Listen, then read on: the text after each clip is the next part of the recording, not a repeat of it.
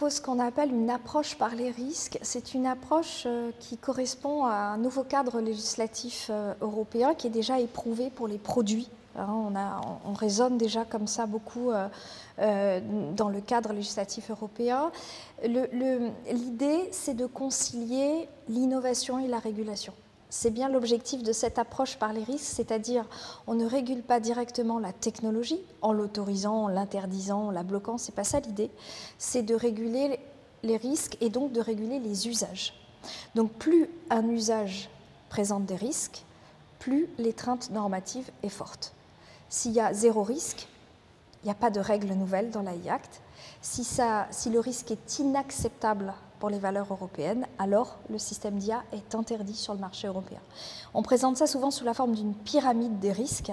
Alors, ce n'est pas forcément tout à fait exact, mais en tout cas, ça a une vocation pédagogique certaine. Et alors, à la base de la pyramide, vous avez le risque vraiment minimal, pratiquement l'absence de risque.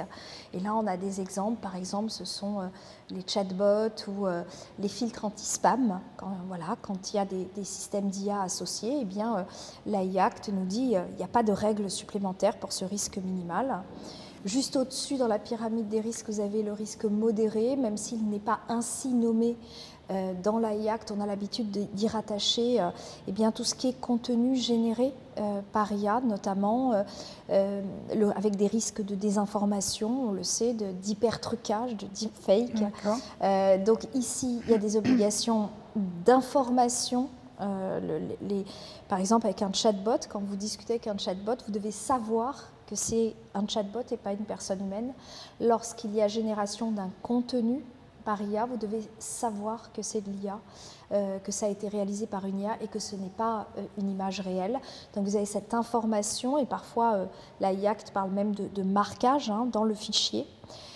L'étage encore au-dessus, vous avez le haut risque. Ça, c'est la catégorie la plus régulée de l'AI Act, avec le nombre d'articles le plus important.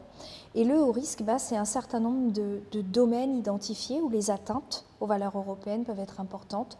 Vous avez par exemple l'emploi, la migration, les forces de l'ordre, les services publics ou les services privés essentiels, la santé, la justice.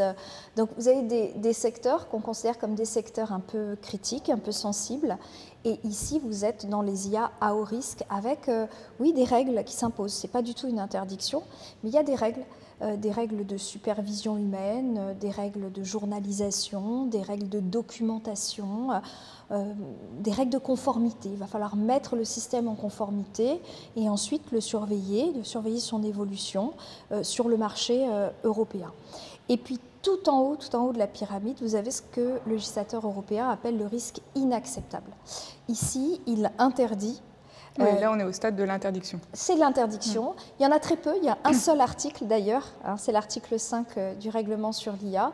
Il y a un seul article avec quelques cas d'interdiction, comme le scoring social, comme la surveillance de masse en temps réel dans l'espace public, comme l'utilisation de techniques subliminales, même si on ne sait pas exactement si ça existe ou pas, les techniques subliminales.